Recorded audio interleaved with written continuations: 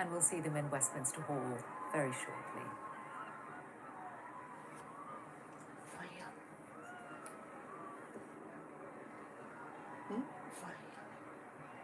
Please.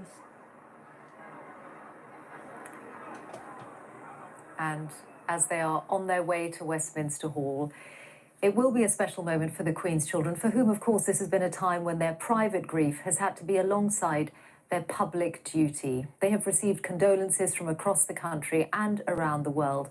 But as they travel to Westminster Hall tonight, it is in remembrance of their mother, their beloved mother, more than anything else. And each of them will have their own memories as they make this journey of their time with her through the decades.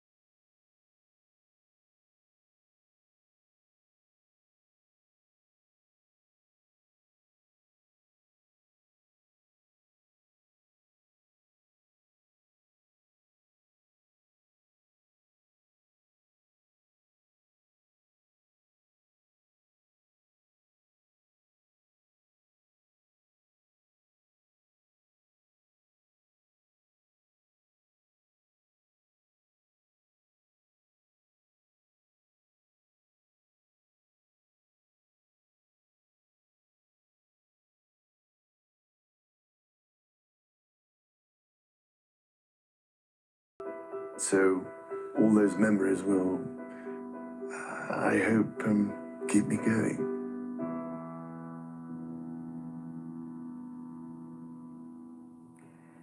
Through the centuries, Westminster Hall has witnessed many significant royal occasions. Tonight, Her Majesty will be only the second monarch whose children have stood vigil for her.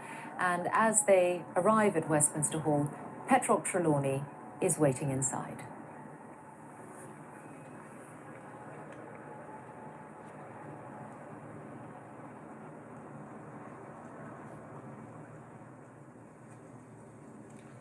The atmosphere here at Westminster Hall, calm, solemn, and perhaps in the air a sense of bittersweetness. People mourning the monarch's death, while at the same time reflecting on her long life and her 70-year reign. This great room is full of people, but it's almost silent here. Just the odd interruption, the sound of military boots ricocheting off the stone floor, the duty officer tapping commands with his stick, and the occasional cry of a child. It's been like this since 5 o'clock on Wednesday afternoon, when Black Rod, the parliamentary officer in charge of maintaining order in the Lord's Chamber and its precincts, signalled that the doors of the hall could be opened to the public, patiently queuing outside.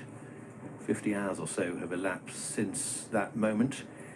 People at the head of what has felt at times like an infinite line have filed in past the coffin, paying their private respects to the late Queen.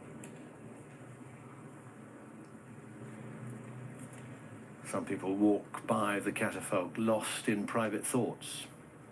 Some bow or curtsy. Some hold their hands in prayer or make a sign of the cross. Others turn on their heel and look back, raising their hand in an informal salute as they say their farewells. Some of the visitors here knew the Queen personally or worked for her, but most of us in this hall only knew her from a distance, as the monarch, photographed in a newspaper, seen on television, or perhaps encountered for a few precious seconds during a walkabout after the opening of a theatre or hospital or another public building.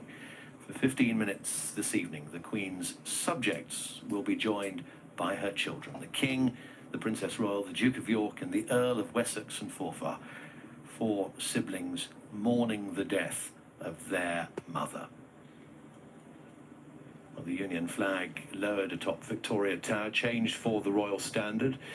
The Royal Party will mount vigil alongside the Royal Bodyguard, the Gentlemen-at-Arms and the Yeomen of the Guard, and appropriately on this day when so much of the focus has been on Wales, 4 officers from the Welsh Guards.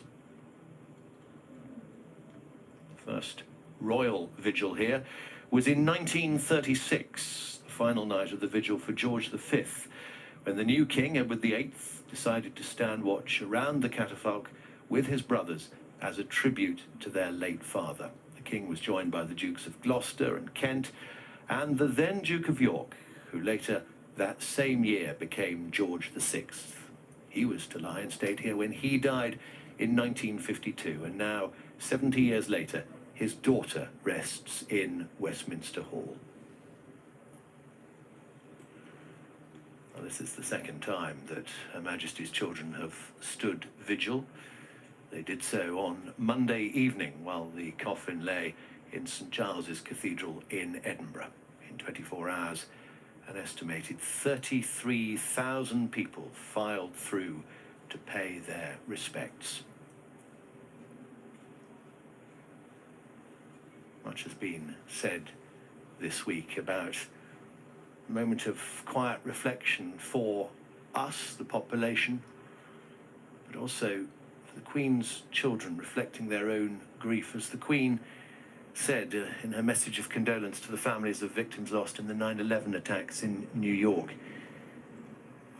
nothing that can be said can begin to take away the anguish and pain of these moments. Grief is the price we pay for love.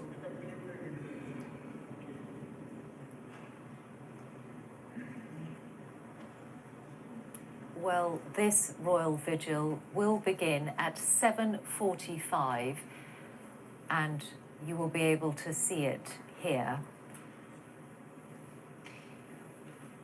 For now, in the studio, though, I'm joined by Katie Nicholl, royal biographer, and also by Giles Brandreth, writer and broadcaster. We did see the 4 of them stand together in Edinburgh earlier this week, but this is a very different setting. Giles, how would you describe the importance of this moment? It's very significant. We heard the Princess Royal only a few moments ago. We heard her voice saying that, of course, the Queen was always the Queen, but she was also a mother.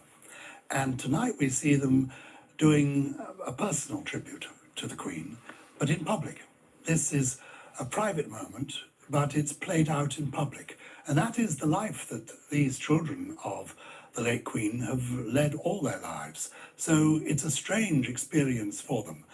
But they will be there as children of the sovereign, and still filing past will be the members of the public. And it's clear, I met people in the queue today, it's clear that they are so happy to be there, so proud to be there, so keen to be there to pay their respects. As somebody said to me, she was the best, and she has brought out the best in us. And so it's a wonderful combination of the private and the public. Yes, and the Earl of Wessex's statement released earlier today, Katie, actually addressed exactly that they've grown up having to share their parents, especially their mama. I think it really brings it home to you, doesn't it, to read Prince Edward, the Earl of Wessex speak like that. You know, not many of us have to share our parents with the Commonwealth and the realms and the whole country, and so they have grown up with this private-public balance. But I think what must be so important for them in this vigil is, of course, the times that they didn't have to share her, the times at Balmoral, the summers that were made so special, you know, when the late Duke and the Queen would teach them to stalk and to fish and to enjoy those foothills of Balmoral and the Highlands in the way that the Queen and the Duke always did, and those wonderful Christmases at Sandringham. You know, we've heard in these tributes wonderful recollections of these family times, you know, being buried in the sand at Holcombe Beach. And I think, of course, we are mourning our Queen, but we forget that these 4 children are mourning a mother. And of course, we were only allowed inside the palace walls at certain times. It's almost in her death that we've actually been allowed in far more. Giles, in this setting in Westminster Hall, there was the vigil for the Queen Mother in 2002, and 3, not Princess Anne, but the 3 other siblings were part of that. It's a place for royal vigils. I mean, Queen Mary lay in state there. Back in 1953, the Queen Mother and then her children, family, were there for that. It's history. It is our royal history. You know, William the Conqueror was built after his time. William Rufus actually built it. Richard II, I think, designed that extraordinary hammer beam roof. It is the story of our royal history. So it's the right place for them to be. And it is where our kings and queens have been laid to rest. There have been these lyings in state, occasionally for a commoner. I think Gladstone in the 19th century, Lord Roberts, VC, and then, of course, Winston Churchill,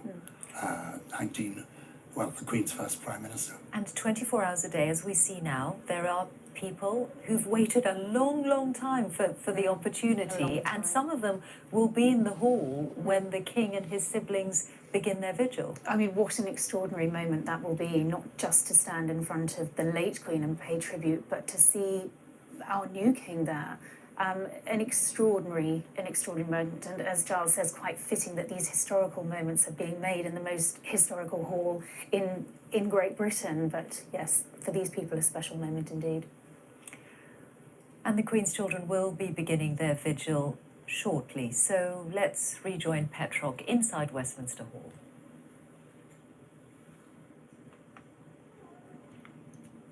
Candle burns in front of the royal standard. These candles that burn for 24 hours, replaced each evening when the hall is briefly shut in the small hours. And behind the candle, the imperial state crown and the orb and scepter.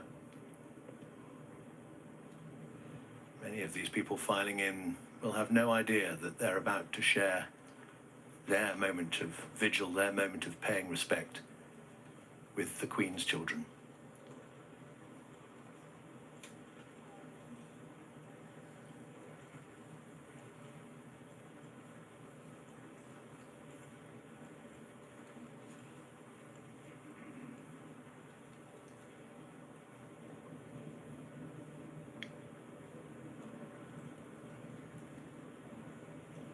Welsh Guards doing their duty. An officer on each corner of the coffin, their uniform distinguished with their buttons arranged in 2 groups of 5. A leek on their shoulder and collar badges, and you can see the white-green, white plume on the left of their bearskins.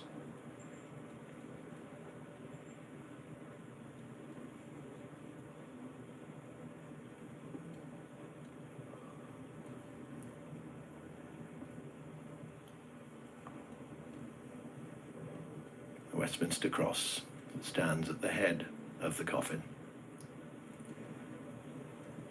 And a bouquet of flowers, a wreath of white roses and dahlias, studded with pine from the gardens at the Royal Estate in Balmoral, where the Queen died last Thursday. The gardens at Windsor, the Queen's main home in later years. Lavender, pittosporum, and rosemary, the symbol of remembrance.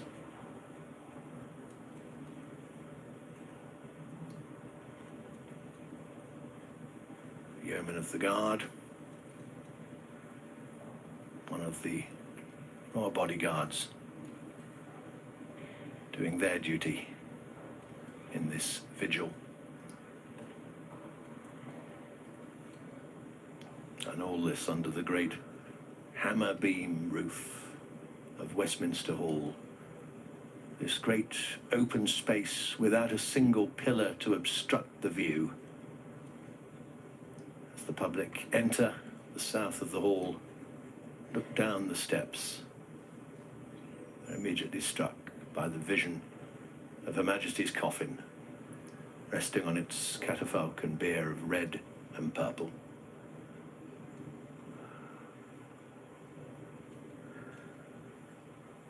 The Welsh Guards, established at the height of the First World War, that's when they were raised. The duty officer, using his stick to instruct the men. And here come the Queen's children, the King, the Princess Royal, the Earl of Wessex and Forfar, and at the rear of the party of the Duke of York.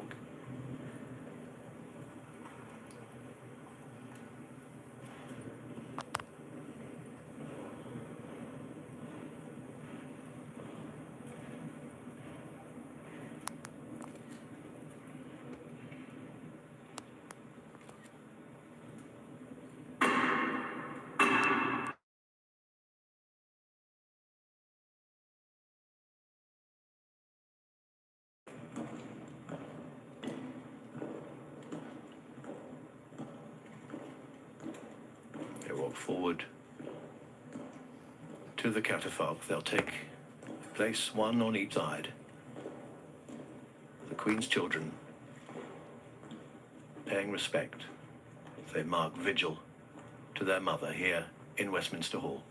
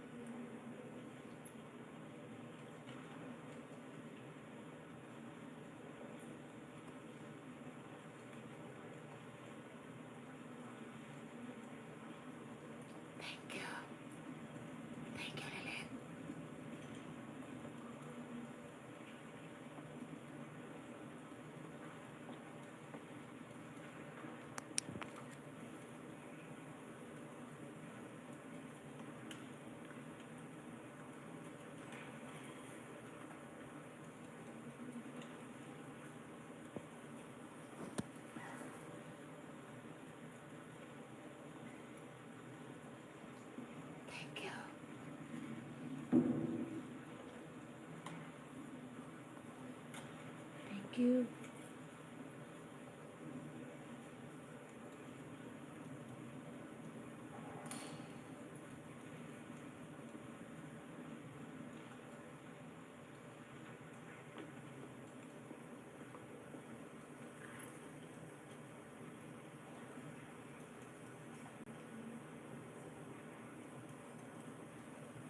Nag-join na ang mga siblings ni Queen. Mag-vigil sila around her coffin ngayong gabi. Kaya nagkuha ako ng video.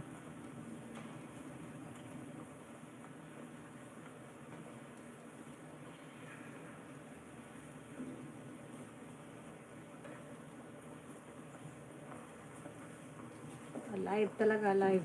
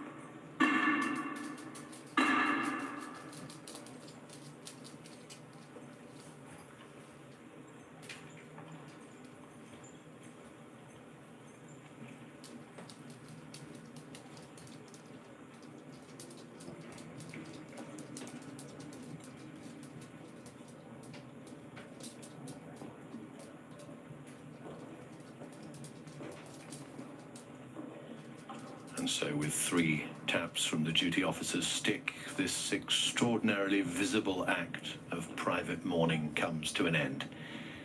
Queen's children standing vigil in front of their mother's coffin here in Westminster Hall.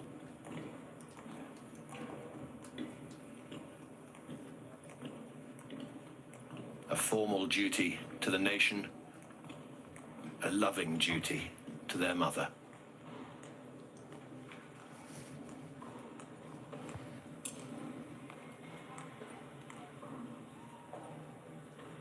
The King, the Princess Royal, the Duke of York and the Earl of Wessex, and fought for their faces, stoic as they stood there, with a steady stream of members of the public filing past. These people who have come from near and far to make this pilgrimage to express their sorrow at the death of the Queen. Well, tonight's vigil reflects the relationship between the monarchy and the state. 4 members of a family mourning their personal loss, surrounded by hundreds paying tribute to a loved and respected figurehead, a meeting of private and public grief. Our continuous coverage of the lying in state continues on the BBC Red Button, at the BBC website, on the BBC Parliament channel, and on the iPlayer. It'll be there until Monday morning, when Her Majesty the Queen leaves Westminster Hall for a final journey to Westminster Abbey and on to Windsor Castle. Meanwhile, those at the head of this vast, slow-moving, snaking line of people continue to descend the steps into Westminster Hall. Some have carefully planned for their time in the queue. Others have joined, it seems, on an impulse. I've seen sturdy outdoor gear alongside summer shorts, school children in blazers, guides and scouts, men and women wearing the black of mourning, brightly coloured kente cloths, pale salwar kameezes, suits, workwear, jeans, clerical collars. Elderly couples supporting each other as they pass the coffin. Teenagers standing in awe. Family groups spanning several generations. A mother holding a toddler, almost too big for her arms. Tens, hundreds of thousands of people, all united in their desire to pay their final respects to Her Majesty the Queen.